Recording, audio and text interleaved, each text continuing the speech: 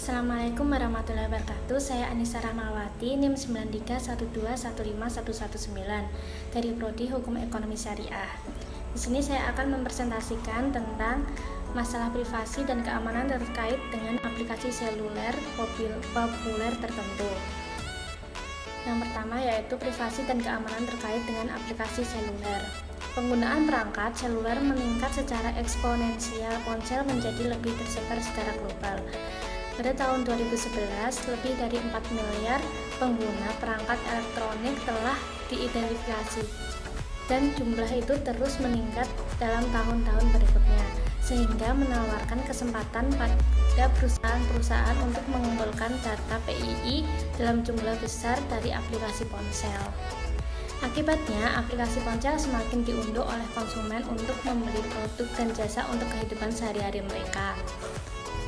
Aplikasi seluler banyak mengumpulkan informasi tentang pengguna untuk tujuan pemasaran, sehingga memungkinkan pengumpulan data besar yang ditandai dengan volume tinggi, variasi, dan kecepatan. Hal ini bisa menguntungkan perusahaan untuk mengumpulkan data besar dari aplikasi seluler. Temuan penelitian ini dengan jelas menunjukkan bahwa setiap aplikasi utama ini mengekspos individu ke beberapa jenis masalah privasi yang tidak jelas dinyatakan dalam kebijakan privasi mereka. Yang pertama yaitu ada Tinder. Aplikasi Tinder memanfaatkan lokasi pelanggan untuk menentukan kecocokan potensial di sekitar pengguna.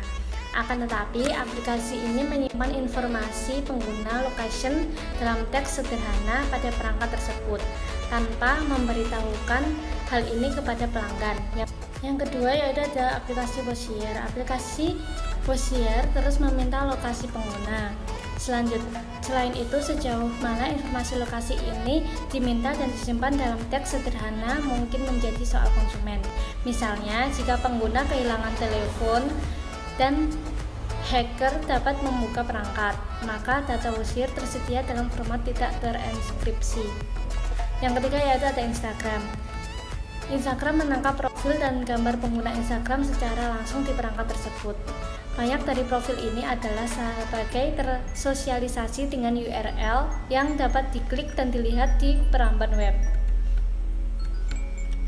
Selanjutnya yaitu menjelaskan data yang dikumpulkan dapat digunakan oleh perusahaan, praktisi, dan pembuat kebijakan. Aplikasi seluler dapat memperoleh data device lainnya dengan menggunakan berbagai izin. Data yang dapat mencakup nama perangkat, sistem operasi, lokasi pengguna, mikrofon, dan kamera. Bukti bahwa aplikasi seluler secara efektif mengumpulkan informasi di luar persetujuan pengguna merupakan alasan untuk peduli pada organisasi dan individu, sambil menyoroti urgensi untuk penanggulangan.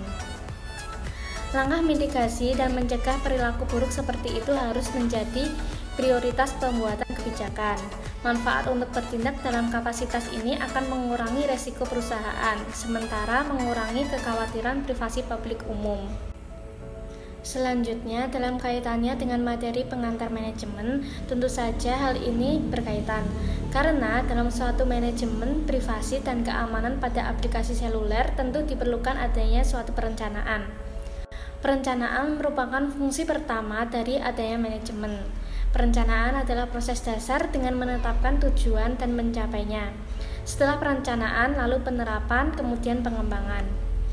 Pada pembahasan masalah privasi dan keamanan aplikasi seluler ini juga berkaitan dengan sistem informasi manajemen, karena merupakan penggunaan aplikasi seluler untuk kebutuhan manajemen suatu perusahaan maupun non-perusahaan untuk melindungi privasi dan menghilangkan kekhawatiran saat menggunakan aplikasi seluler tersebut, sehingga tujuan yang telah ditetapkan dapat dicapai secara efektif dan efisien. Sekian presentasi dari saya. Apabila ada salah kata, mohon maaf. Wassalamualaikum warahmatullahi wabarakatuh.